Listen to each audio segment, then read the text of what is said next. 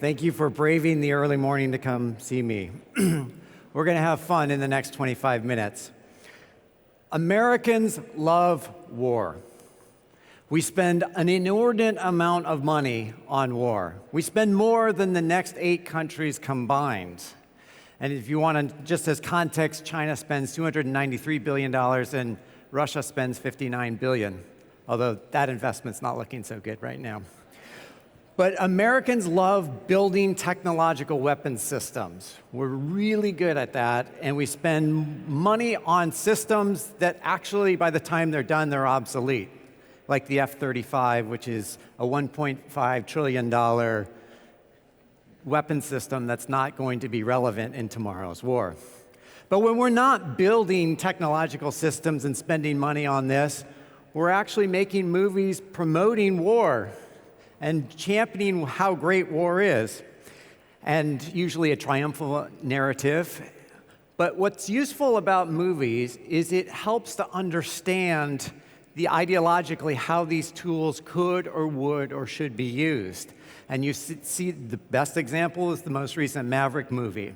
And so Hollywood is doing a great job of bringing these themes to bear. So today I'm going to give you 3 lessons from war that we can bring into tomorrow's supply chain. Lesson number 1, simplicity for the end user. Now, for those of you that don't know, Eugene Stoner developed the M16. And the M16 was the rifle that was used by the Americans in the Vietnam War, and it was a complete and utter disaster, especially at the beginning of the war, because it would jam. And what's the last thing you want with a gun in a war is for it to jam. And it was complicated, it was rushed to market, had too many specifications. And so when it jammed, it needed to be broken down into its component parts, 32 different parts, cleaned, and then put back together, which is not a good thing in the middle of a firefight. And as procurement people, you'll appreciate this. Not only did it need to be cleaned, but there was a lack of cleaning kits. In fact, the first group of weapons they sent to Vietnam didn't have cleaning kits with them. So big procurement failure. Now, by comparison, a fellow by the name of Mikhail Kalashnikov created the AK-47. And it is by far the most deadly weapon ever created. 250,000 people every year die at the hands of this weapon. It's used by criminal organizations, terrorist organizations, freedom fighters. It's used in the Russia-Ukraine conflict. It's used everywhere. It's also made its way into popular culture, for those of you that are fans. So it's everywhere. And it was also used in the Vietnam War by the North Vietnamese against the Americans. And it had a much better success rate because it's 8 pieces. And so every time that you would go to shoot it, it actually would fire. There was almost never any doubt. And so the AK-47 is so popular, it's ugly, but it's very, very popular because you can put it in snow, ice, sand, jungle, mud, and it will work. And there are many examples where you would take the gun out of the mud and shoot it, and it would work. So simplicity in the design. So let's take this to the corporate world. When we think about using technology devices, if we look at Apple, they give you something and you touch something. Google, you enter something, click a button, good. Your corporate apps, your supply chain apps, look a lot like this. And in fact, just to bring that home, this is Kearney's instance of SAP. I'm going to totally drag SAP today. Look how complicated this is. This is why I never use the system. Well, at least that's the excuse I use. But I mean, this is complicated. It makes no sense.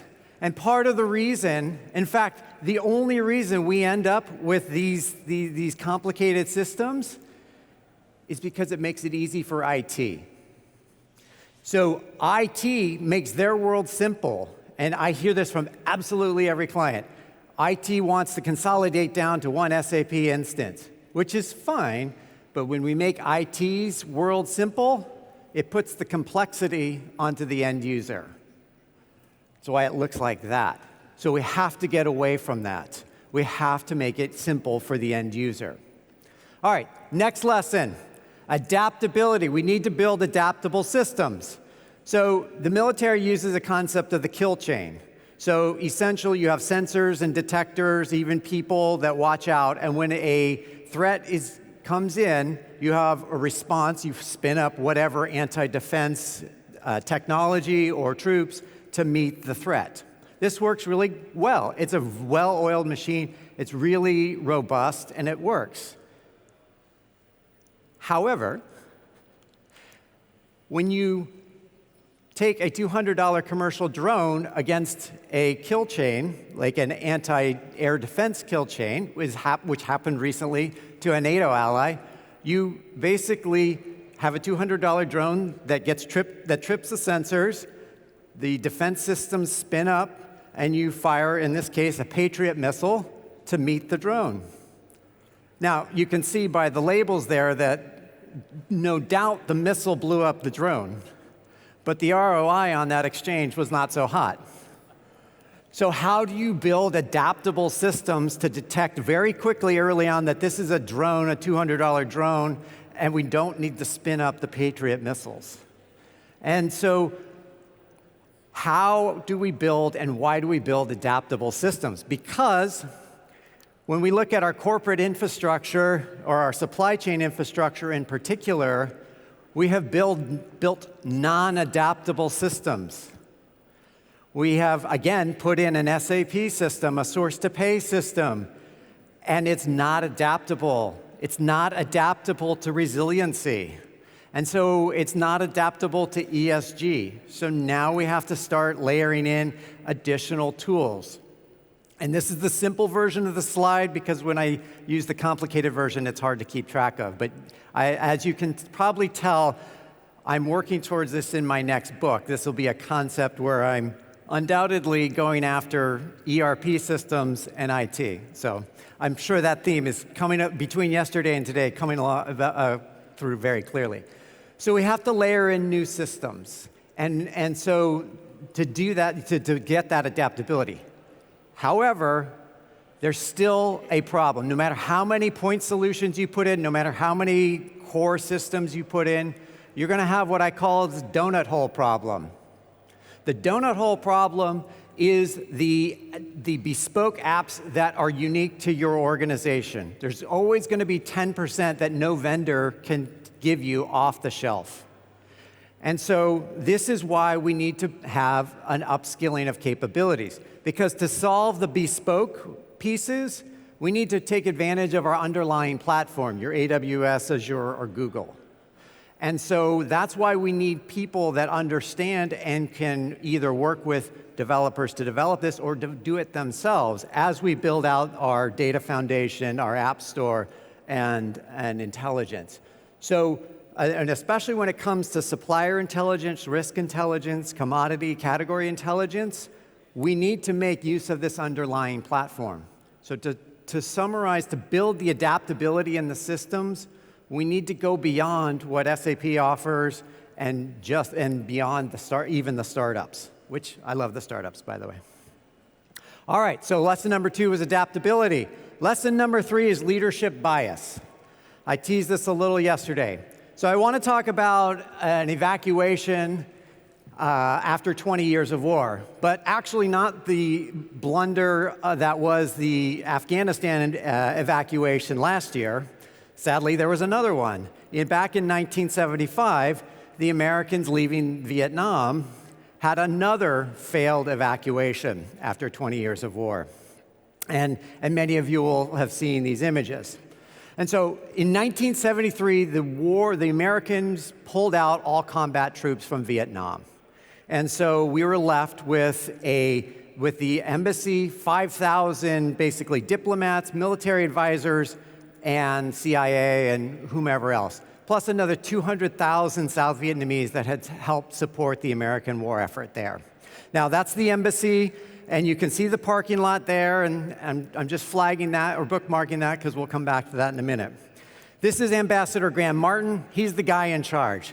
All decisions run through him. He's responsible for the 5,000 and indirectly the 200,000 there in Vietnam, in South Vietnam. So, in 1975, just 2 years, a little less than 2 years later, the North Vietnamese start the year and they decide they're going to unify their country. And so they start a campaign. And at the very top of this is the DMZ. Off the chart, or at the map that's not shown is the North Vietnam part of the North Vietnamese. North Vietnam. We'll try that again. And so you have, in orange is all the central highlands, and then the bottom part is Saigon and the south. And so you can see the red lines represent the progress that they're making. And they're going bit by bit and making progress and retaking the country. And so the South Vietnamese army keeps falling back further and further until they get close to Saigon. And this whole time, everybody is telling Ambassador Martin, we have to start evacuating. We have to start thinking about evacuating everybody. And he will not hear of it. And he refuses and he chastises anybody that says this will happen. Now, to be fair to Ambassador Martin, his son had died in the fighting years before, so he was just psychically rooted to Vietnam, and he could not pull himself out of that. However, this is creating a bias for him. He does not want to leave under any circumstances, despite the fact and the evidence and the real-world data that is telling us that the country is going to fall. And so the military advisors, and actually, before I get to that, you can see Saigon. This is a zoom in of Saigon, and you can start to see as the North Vietnamese are closing in on the capital. And so as the North Vietnamese are getting closer, the military advisors and the CIA advisors, they take matters into their own hands. And they develop, behind Ambassador Martin's back, they create 4 plans for evacuating everybody should or when Saigon falls. So you can see the embassy here. So option 1 is a Sealift. So you can see how close the Saigon River is, and you could basically, in a nice orderly fashion, get several 100,000 people down to the river, get them on container ships and out to sea. Sounds good. Option 2 is to bring everybody to Tan Son Nhut Air Base and do a commercial airlift. So you get a bunch of commercial aviation, you load everybody up and get them out. Sounds good. And if that doesn't work, you could do a military aircraft. Get the big, as you saw earlier in the Afghanistan one, big aircraft, put everybody on, get them out. Not as orderly, not as easy, but very effective. Now, if all else fails, you can bring the aircraft carriers in off the coast and do a helicopter evacuation. Definitely not efficient, definitely not effective. Now, those of you that know me know exactly how this story is going to end. Even if you don't know the story, you know exactly what's going to happen. Because sure enough, we get to the end, the North Vietnamese are on the outskirts of the city and they start shelling the city. And very quickly, 2 things happen. Tan Son Nhut Air Base goes up in fire, so options 2 and 3 go off the board, gone. And they start, the North Vietnamese bomb basically the approach to the river. So the Sealift is out. So in the matter of 12 hours, 3 options are off the board. So then we have to spin up helicopters. 75 helicopters running for 24 hours straight, get 50,000 people out of there. They leave another 150,000 behind. Now, the echoes of the similarities between that and what happened in Afghanistan are almost criminal, but that's a topic for a different day. So back to 1975, we land these helicopters, we start filling them up. They get flown, everybody gets flown out to the aircraft carriers. You can see them disembarking. It was actually a remarkable rescue evacuation despite all the challenges. And it was so crowded, helicopters would land on the aircraft carrier and they would just push them off the edge to make more room for more folks to land. But this is an absolute leadership failure, and it should have never come to this.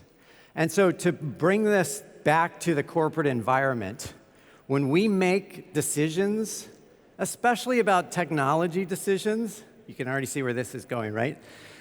Is that they're made by one or two people in a vacuum. Because if you start to talk to the people in the organization and see what's happening on the ground, you will realize that the tools we buy, the decisions we make, the tools that I was showing in the circle slide, they are not relevant for the day-to-day usage. And just to bring that home, I actually have many clients. I'm going to highlight one here, but this is indicative of almost all my clients. They're about to spend $1 billion on an S4 implementation, and it's going to take probably the better part of 10 years. And absolutely everybody in the organization, especially the supply chain organization, knows that this is going to be a failure because it's not going to solve the problem. They're going to waste all this time and money because IT wants a simple operating environment for themselves. So it's going to cascade all that complexity to the end users who are not going to use the tool and who are going to find ways around this. And it all starts because you have a CIO that has a bias towards big systems. And we are in a post-ERP world. We just don't know it yet. And so that is a key piece that our leaders don't understand. All of us here and over the last 2 days understand that implicitly. All right, so that's 3 lessons. Just trying to figure out 3. That was 3 lessons from wars past about how that we can apply to supply chain. Now I'm going to give you one more lesson that's emerging from the conflict going on in Ukraine, the war, the illegal Russian incursion into Ukraine. So one of the lessons that we can learn is that in a cyber world, we're all at risk. So what's unique about all previous wars, when they're physical components, it's usually restricted to the geography that the conflict is taking place in. But in the cyber world, that doesn't apply. And you have weapons-grade cyber tools that are being employed against both the Russians and the Ukrainians, and those same tools are going to make their way into the world and attack each of us. So let me bring this to light a little bit more. So I'm going to totally mispronounce this. There's a company called Tetradur, and it's a Belarusian arms supplier to Russia. And once the war broke out, the Anonymous, the hacktivist organization, basically targeted Tetradur and found a vulnerability and extracted almost 200 gigs of data from Tetradur, which includes schematics and drawings of the weapon systems that they produce, in addition to emails and whatnot. And it's out there. It's free for anybody, any journalist that wants to go and study this. And so the vulnerability that was exploited could be exploited in absolutely every one of your organizations. And more importantly, it could be exploited in all of your supplier organizations, because it was just simply a Microsoft Exchange patch that was not fixed, or that was fixed but not applied. It was fixed a year ago, and these folks didn't apply it. And so that begs some very uncomfortable questions about our supply base and how robust they are in cybersecurity. Remember yesterday, if you were paying attention and not asleep, I said the biggest risks to your organization come from your supply base. It's because they don't have the resources to make sure their Exchange servers are patched, to make sure all their Windows laptops are up to date and behind firewalls, et cetera, or more importantly, to train the people not to click on the link that comes from the Nigerian prince. And so this is why we are at risk. And in fact, when I get asked what I think the next major disruption will be, it will come from the cyber, it will become from a broader cyber outage. And And we've seen this in Ukraine back in 2016. Russia spent years infiltrating Ukraine's systems and for 3 days took down the entire Ukrainian infrastructure. So this is a real problem, and it's not something that gets enough attention. It gets a lot of hype, but not a lot of attention because, at least until this war broke out, Russia and North Korea and China were all over most systems. And you have to imagine that most of your systems are somehow compromised. And if your systems are not, I guarantee you your suppliers are. So it's only a matter of time. So we have a situation where we have a very exposed supply base and not a lot of reaction time. And so if I were to give you one piece of advice, this is not my concluding point, but I will, just as a sidebar, you have to work with your suppliers to improve their cyber posture. Because when this war ends, and hopefully it'll end soon, despite yesterday's news about the expansion, when this war ends, I guarantee you that the tools will be used against all of us. And there are some pretty sophisticated tools being employed between Russia and Ukraine right now. So, to bring this all together and just to give you 3 things to take away, simplicity is for the end user. If you are not making my life easier as the user, if you are not using intelligence to actually make the experience better and bring that to the outcome that you want, then we're just deploying technology for technology's sake. Just like the AK-47, it's the simplest technology you could imagine in war, and is by far the most effective, still to this day. Just a sidebar, because I can't help myself. The M16 that was so bad, actually, it was made by a company called Armalite Rifle. And if that sounds familiar, Armalite Rifle is the company that, or at least the brand that makes the AR-15, which those of you that are not Americans will have heard because that's the gun that's constantly used in all of our school and mass shootings. So unfortunately, the M16 has an equally bad outcome. So simplicity is for the end user. Adaptability is key because when we talk about today's supply chains disruptions, it's because we've created very brittle, non-adaptable processes, and everything is really extended for cost efficiency. And we've learned over the last 2 years, or really the last 5 years, that we need to be adaptable in this chaotic world. So we need the corresponding adaptable systems, and there are no systems out there today that are as adaptable as they need to be. It is our job to build the next generation of tools, or poke SAP and Oracle to do it. And finally, leadership bias will kill your projects before they even start. And I'm sure this is obvious, but every source-to-pay implementation that failed, every ERP system that failed, or that is going to fail, is because we have a leadership bias. We need to get beyond this, we need to get beyond the fear, and we need to get better decision-making when it comes to technology.